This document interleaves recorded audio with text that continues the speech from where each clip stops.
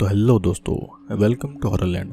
आज मैं आपके लिए एक इंडोनेशियन हॉरर मूवी लेकर आया हूँ, जिसे देखने के बाद में आपको डर का एहसास जरूर होगा। क्या कोई जिन्न किसी की नमाज में दखल डाल सकता है? क्या आपने कभी महसूस किया है कि कोई छिपकर आपको देख रहा है लेकिन आपके पास में कोई नहीं है? इस मूवी का नाम है खान साहब। ये 2023 में रिलीज हुई थी। ये एक ऐसी हॉरर मूवी है जो कि इस्लामिक मान्यताओं और खतरनाक जिन की कहानी पर आधारित है, जो कि कोई आम भूत नहीं होता है, बल्कि एक ऐसी ताकत होती है जो कि आपकी प्रेयर में दखल दे देती है। आज हम इस मूवी की पूरी कहानी को डिटेल में एक्सप्लेन करेंगे और जानेंगे कि आखिर एक खान साहब जिन कौन है और इसकी सच्चाई क्या है।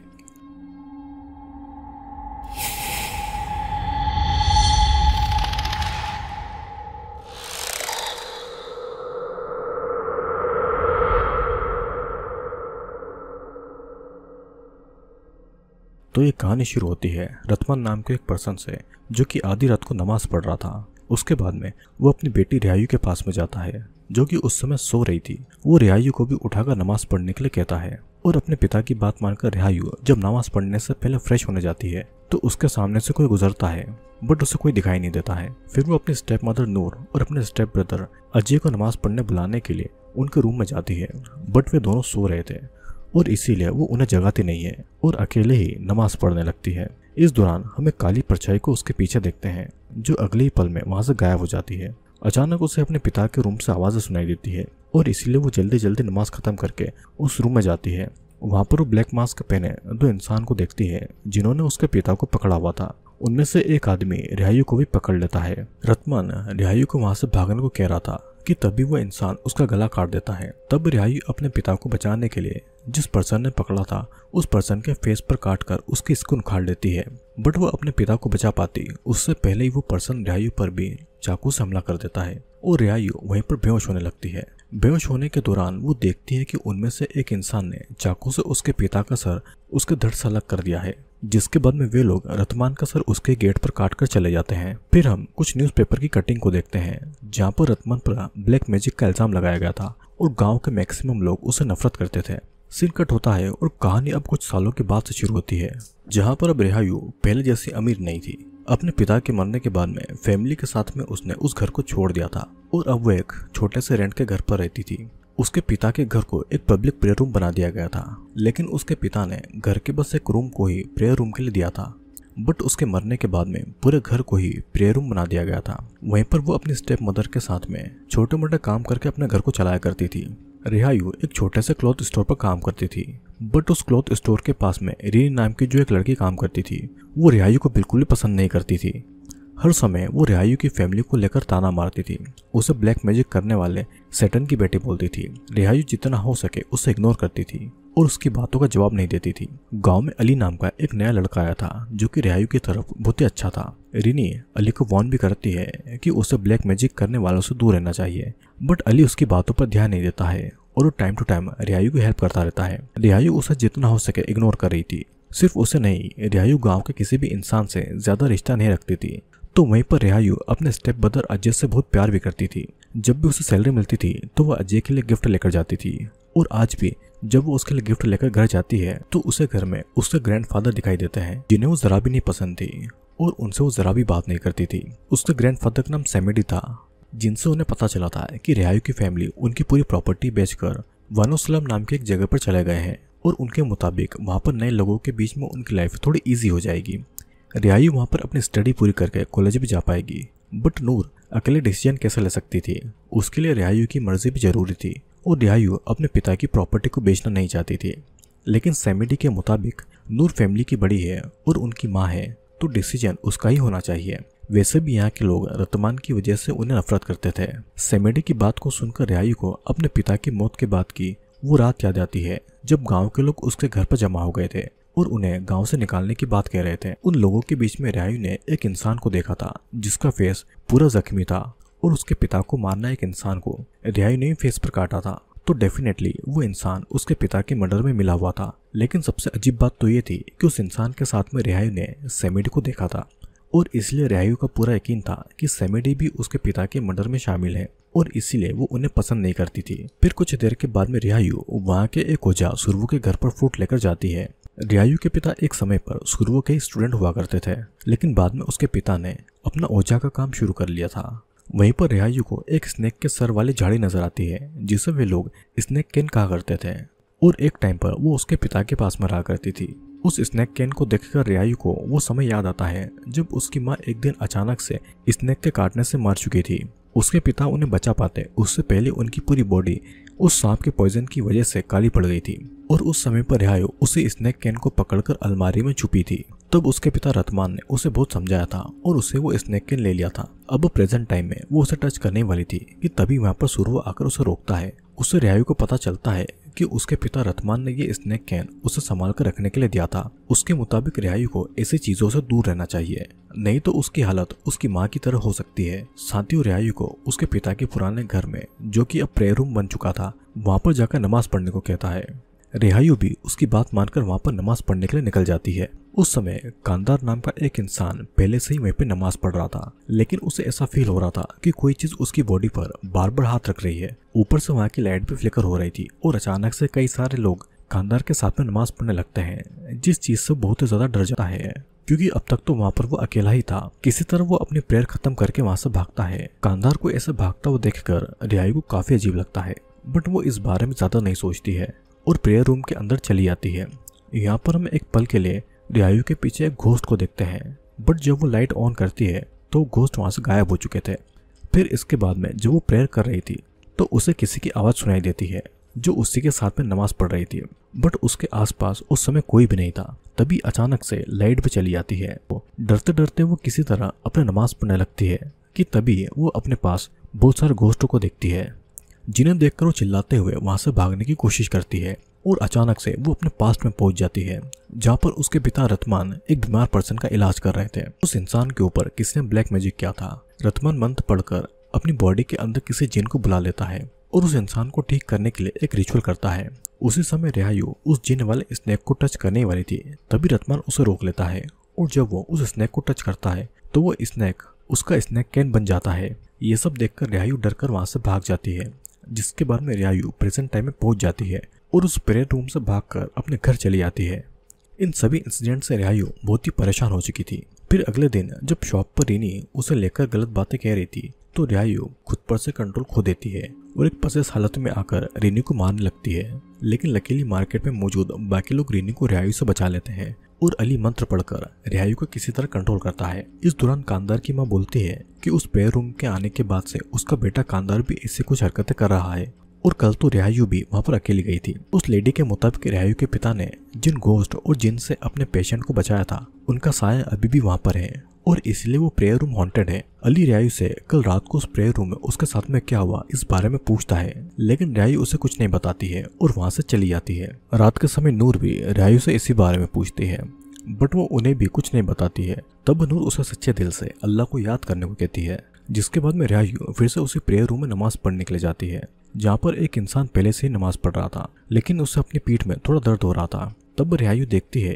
कि उस इंसान की पीठ पर एक छोटे बच्चे का गोश्त लटका हुआ था और इसीलिए उस इंसान के बैक में दर्द हो रहा था। लेकिन अगले पल में उस बच्चे का गोश्त वहां से गायब हो चुका था। अब उस इंसान के जाने के बाद में रिहायू अपनी प्रेयर शुरू करती है। तभी अचानक मेन डोर अपने आप बंद हो जाता है, बट वो उस बात पर ज्यादा ध्यान नहीं देती है। तभी वो पर्दों के नीचे से एक घोस्ट के पैर को नोटिस करती है, जिससे बहुत ही डर चुकी थी और अचानक से वो अपने पास में उसी घोस्ट को पाती है, जिनमें से एक अपना कटासर लेकर उसके सामने खड़ा था।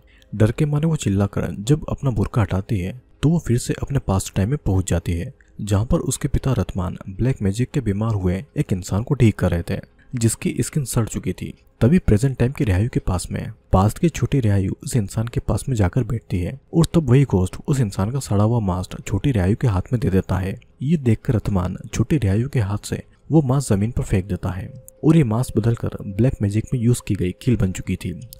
उन कील को उस इंसान पर ब्लैक मैजिक करने वाले इंसान ने यूज किया था। अगर रिहायू उसको टच करती तो उस पर भी उस ब्लैक मैजिक का असर होता है।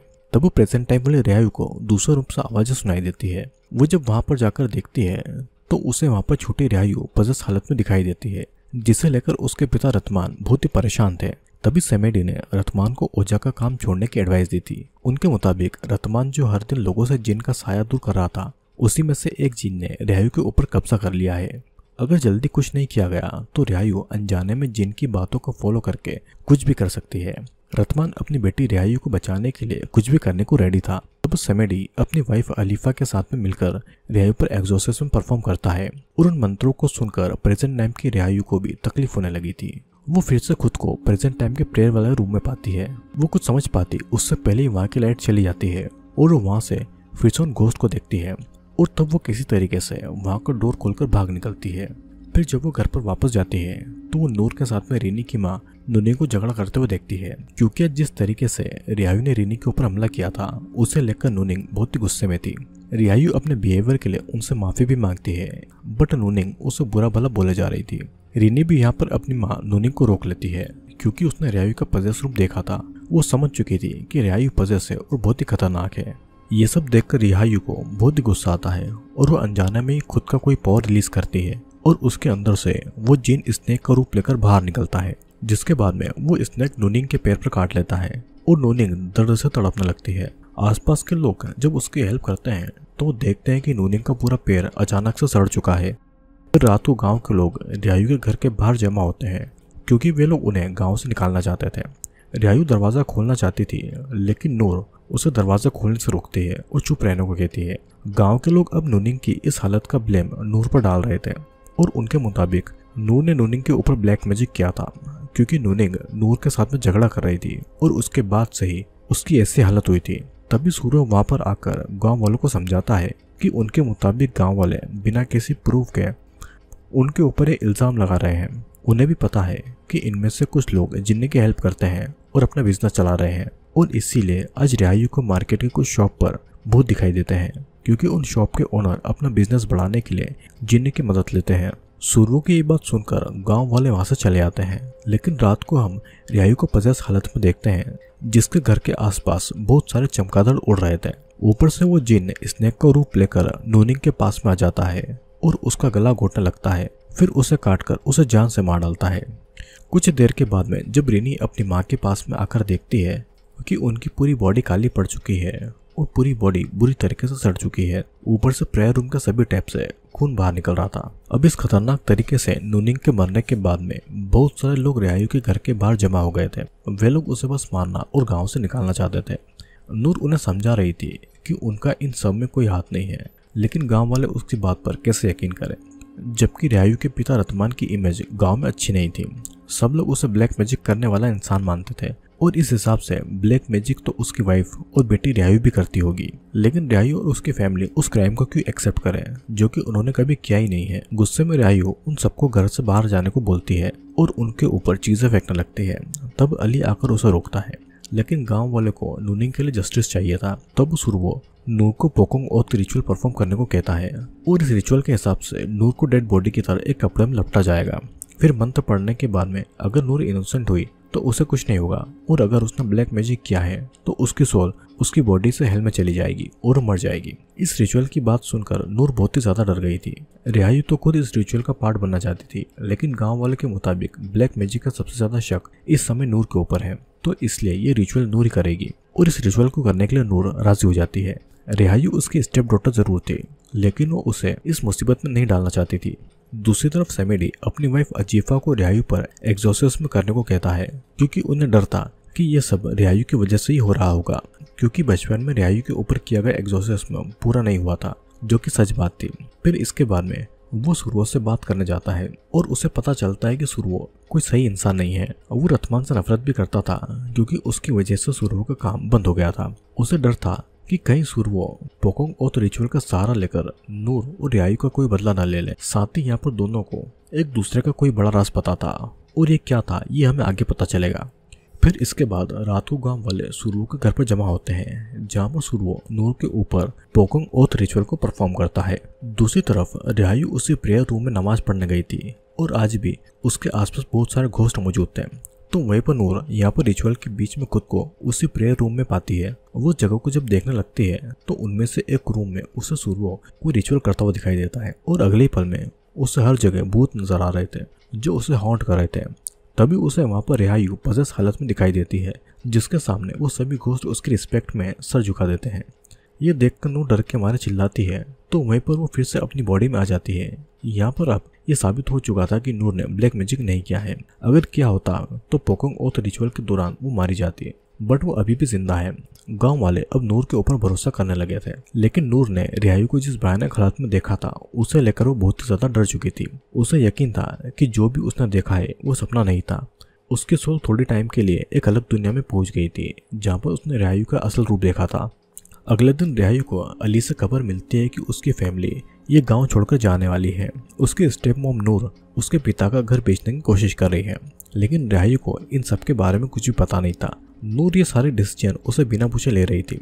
वो भागकर अपने घर पर जाकर देखती है कि नूर एक ब्रोकर से बातें कर रही है, जो कुछ ही दिनों में रिहायू के पिता के घर के लिए कस्टमर लाने वाला था। ब्रोकर के जाने के बाद में रिहायू इस बारे में नूर से पूछती है और रिहायू के मुताबिक सेमेडी जैसा चाह रहा था ठीक वैसा ही नूर कर रही थी। वो सालों से उसके पिता रतमान की प्रॉपर्टी अपने नाम करना चाहता था, इसीलिए वो उनकी छोटी मोटी हेल्प करता था ताकि समय आने पर नूर उसकी हर बात मान ले। तब नूर उसे कल रात के बारे में बताती है। रतमान ने बहुत सारे ब्लैक मैजिक का शिकार हुए लोगों की हेल्प की थी और उसी दौरान वो खुद भी उन सब में फंस गए और रिहायू भी उनमें से एक जिन के कब्जे में आ गई।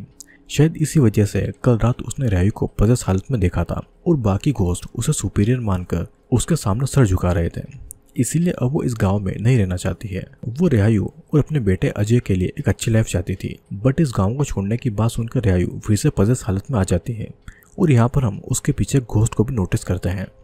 फिर रिहायू उसी पजेस हालत में नूर से ये कहती है कि सेमेडी ने प्रॉपर्टी के लिए उसके पिता को मरवा दिया। उसके साथ और बहुत सारे लोग मिले हुए हैं और उनमें से एक मर्डरर को उसने जख्मी कर दिया था। बाद में उसने उस मर्डरर को सेमेडी के साथ में देखा था। उसकी वजह से ही उसे अपने पिता का घर छोड़कर एक रेंट के घर में रहना पड़ा। उसका तो अपनी प्रॉपर्टी में कोई हक भी नहीं रहा और उसी की वजह से गांव वाले उसे इस जगह से निकालना चाहते हैं। उन लोगों ने उसके पिता का गला काटकर उनके सर को एक जानवर की तरह लटका दिया। अगर नूर इस तरह सेमेडी की बात मानती रहेगी तो उसके लिए अच्छा नहीं होगा। ये सब बोलकर रिहायू बेहोश हो जाती है। वहीं पर रिहायू का ये रूप देखकर नूर बहुत ही ज्यादा डर जाती है। ऊपर से उसकी बातें उसकी बॉडी को बहुत ही तकलीफ दे रही थी। फिर कुछ देर के बाद में जब रिहायू की आंखें खुलती है तो वो देखती है कि टाइम बहुत बीत चुका है और उसे शॉप पर भी जाना है। जल्दी जल्दी में वो शॉप पर जाती है, लेकिन उसका बॉस उसे सैलरी देकर उसे काम से निकाल देती है, क्योंकि बहुत दिनों से रिहायू अपनी फैमिली प्रॉब्लम के चक्कर में ठीक से काम नहीं कर पा रही थी। रिहायू को वैसे भी वहाँ पर कोई भी पसंद नहीं करता था। उसे जैसे तैसे एक जॉब मिला था जिससे कि वो अपने घर पर हेल्प कर पा रही थी और अब ये जॉब भी उसके पास से चला गया। इन सब परेशानियों से वो चिल्ला चिल्ला कर रोने लगती है और उसी प्रेयर रूम में जाकर अपने पिता को याद करने लगती है। बट वहाँ भी उसे लोगों की बातें सुनाई देती हैं जो याद करके वो और रोती है। तभी वो अपने पास में अपने पिता के कटे हुए सर को नोटिस करती है, जिसके खून को वो अपनी बॉडी पर लगाकर वही समय को याद करती है जब उसके पिता को ब्रूटली मारा गया था। अचानक से वो जिन फिर से उसे पजेस कर लेता है, जिसके बाद में वो जिन स्नेक का रूप लेकर रिहायू के बॉस के पास में जाता है और उसे मार डालता है, जिसके बाद में रिहायू बेहोश हो जाती है। फिर वो जिन उसके स्टेप मॉम नूर के पास में जाता है। यहाँ पर अजय अपनी मां नूर से पानी मांग रहा था। तब नूर अजय के गले में वही जिन वाले सांप को नोटिस करती है जिसे मारने लगती है। उसी समय रिहायू को होश आता है और वो समझ चुकी थी कि कुछ न कुछ गड़बड़ होने वाली है, इसलिए वो तुरंत भागकर घर आ जाती है ताकि वो नूर को रोक सके, क्योंकि नूर अपने बेटे अजय को जिन वाले स्नेक के रूप में हेलुसिनेट कर रही थी और अपने बेटे को बुरी तरीके से मार रही थी। रिहायू के रोकने पर भी वो नहीं रुकती है और उसे धक्का दे देती है, जिससे कि रिहायू एक अलमारी से टकराकर बेहोश हो जाती है। तो वहीं पर नूर जब नॉर्मल स्टेट में थी तब जाकर उसे रियलाइज होता है कि उसने गलती से अपने बेटे अजय को मार दिया है। जो बात जानकर वो बहुत ही ज्यादा टूट जाती है। उसे अब समझ आ रहा था कि उसका बेटा कितना तड़पा होगा। उसने उसे न मारने के लिए कितनी रिक्वेस्ट की होगी, बट उसने तो उसका सर दीवार पर पटक पटक कर उसे जान से मार डाला। तभी वो अपने हस्बैंड रतमन को अपने पास में हेलुसिनेट करने लगती है, जो नूर को अपनी जान लेने के लिए और उसके पास में आने के लिए बोल रहा था। नूर भी उसकी बातें मान लेती है और खुद को फांसी लगाकर अपनी जान ले लेती है। बेहोशी की हालत में रिहायू ये सब कुछ देख रही थी, बट वो उसकी कोई भी हेल्प नहीं कर पाती है। फिर कुछ देर के बाद में जब उसकी आंखें खुलती है तो खुद को सेमेडी की कार में पाती है, जहाँ पर वो रिहायू को अपने घर पर लेकर आ गया था। जहाँ पर सेमेडी की वाइफ अजीफा रिहायू को समझा रही थी कि उसके स्टेप ग्रैंडफादर सेमेडी उसके पिता रतमान को अपने बेटे की तरह मानते थे। उन्हें क्यों रतमान की प्रॉपर्टी का लालच होगा, जबकि वो खुद ही इतने अमीर थे और उन्होंने इतने स्कूल बनाए, ओल्ड एज होम बनाया जहाँ पर लोग फ्री में रह सकते हैं, अपना एजुकेशन पूरा कर सकते हैं। भला ऐसा इंसान एक छोटी सी प्रॉपर्टी के लिए अपने सन इन लॉ की जान क्यों लेगा। तब रिहायू भी ये बात सोचने के लिए मजबूर हो जाती है। ऊपर से वो ये जानकर टूट जाती है कि नूर और अजय अब जिंदा नहीं है और एक ही पल में उसकी पूरी फैमिली खत्म हो गई थी। फिर उसी रात अजीफा सेमेडी से रिहायू के एग्जॉर्सिज्म को लेकर बातें कर रही थी। उसके मुताबिक रिहायू के ऊपर उस प्रेयर रूम वाले जिन ने उसके ऊपर कब्जा किया है। उस प्रेयर रूम में जरूर ऐसा कुछ छुपा है जिस वजह से वो जिन उसे नहीं छोड़ रहा है। वैसे भी उसी प्रेयर रूम में पहले रिहायू के पिता रतमान अपने रिचुअल किया करते थे। लोगों को उसने घोस्ट और डेमन से जरूर बचाया था, लेकिन वो सब उसी के घर में कैद होकर रह गए। अब रात को सपने में रिहायू का भाई अजय अजीफा के कान में कुछ बोल रहा था, जिससे डरकर वो नींद से उठ जाती है और फिर सेमेडी को प्रेयर रूम में जाकर उसी स्नैक केन को ढूंढने के लिए कहती है। अजीफा की बातें मानकर सेमेडी अगले दिन अपने लोगों के साथ में प्रेयर रूम में जाकर उस स्नैक केन को ढूंढने लगता है। वहां पर उसे स्नैक केन तो नहीं मिलती है, बट सीलिंग में उसे रिहायू की फोटो के साथ में एक स्कल मिलता है। वो समझ जाता है कि ये काम सुरुओ का है, जिसके बाद में वो सुरुओ के घर पर जाता है। वहां पर उन्हें वो स्नैक केन भी मिल जाती है। सुरुओ उन्हें वो स्नैक केन नहीं देना चाहता था, लेकिन सेमेडी उससे छीन लेता है। यहाँ पर सबसे बड़ा राज खुलता है कि असल में रिहायू के पिता रतमान पहले सुरुओ के स्टूडेंट थे, बट बाद में उसने अपना ओझा का काम शुरू कर दिया और लोग सुरुओ से ज्यादा उसे रिस्पेक्ट देने लगे थे और उसे काम भी ज्यादा मिल रहा था। तब धीरे धीरे सुरुओ के पास में काम आना बंद हो गया था और वो पहले जैसा रिच नहीं रहा था और रतमान के पास में घर पैसा सब कुछ आ गया था। इसी जेलसी की वजह से सुरुओ ने रतमान की बेटी रिहायू के ऊपर ही ब्लैक मैजिक करवा दिया। इसी वजह से रिहायू की फोटो के साथ में वो स्कल प्रेयर रूम के सीलिंग में था। साथ ही उस ब्लैक मैजिक की वजह से उस स्नैक कैन में मौजूद जिन्न जिसका नाम खान साहब है, वो रिहायू से अट्रैक्ट हुआ और उसकी बॉडी पर कब्जा कर लिया। इसलिए चाइल्डहुड में रतमान ने रिहायू को वो स्नैक कैन टच करने से मना किया था, बट रिहायू किसी न किसी तरीके से खान साहब जिन्न से कनेक्ट हो गई और उसी जिन्न ने रिहायू की रियल माँ को भी मार दिया। इसीलिए उसकी माँ की मौत के समय रिहायू उस रूम की अलमारी में स्नैक कैन हाथ में लेकर छुपी थी। यही कारण है कि रिहायू कभी भी पदस हालत में आ जाती है। रिहायू को ठीक करने के लिए अजीफा ने एक बार एग्जॉर्सिज्म भी किया था, बट उसका कोई भी फायदा नहीं हुआ। रिहायू के अंदर मौजूद खान साहब जिन्न से ही वो घोस्ट डरते थे और उसकी बातें भी मानते थे। साथ ही वो सुरुओ ही था जिसके कहने पर उसके आदिमों ने रतमान को जान से मार डाला और स्नैक कैन उसने इसलिए अपने पास में रखा ताकि कभी भी रिहायू खान साहब जिनके कब्जे से बाहर नहीं निकले। सुरुओ के मुताबिक सेमेडी भी उतना ही जिम्मेदार था जितना कि वो है, बट वो कुछ बोल पाता उससे पहले सेमेडी के लोग उसे पीट कर वहां से चले आते हैं। दूसरी तरफ अजीफा ने रिहायू को एग्जॉर्सिज्म के लिए मना लिया था। रिहायू ने अपनी फैमिली तो खो ही दी थी और अब वो बस एक नॉर्मल लाइफ चाहती थी।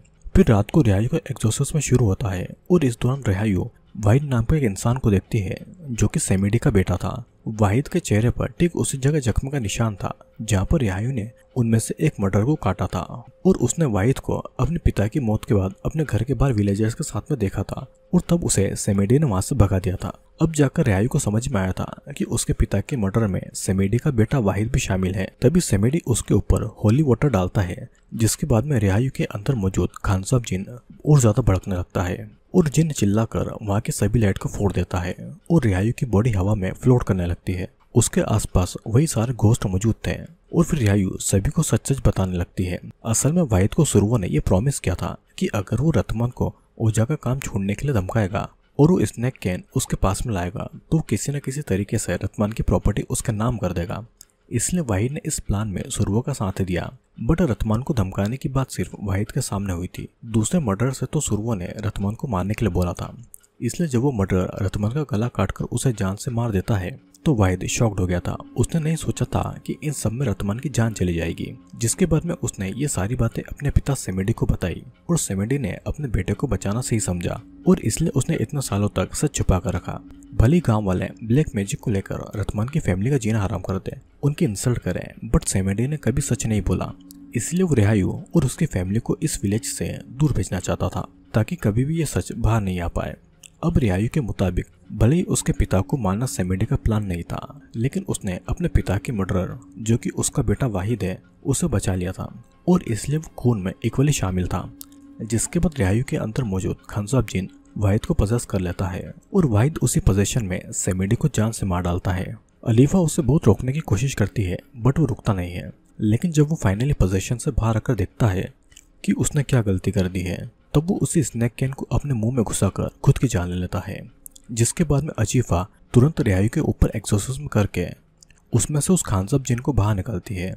फिर अगले दिन अजीफा के कुछ लोग उस स्नैक कैन को जिसमें वो खान साहब जिन्न कैद था उसे गांव से दूर एक जगह पर दफना देते हैं। मूवी के एंड में रिहायू ब्लैक मैजिक, जिन्न और काले साई से दूर हो चुकी थी।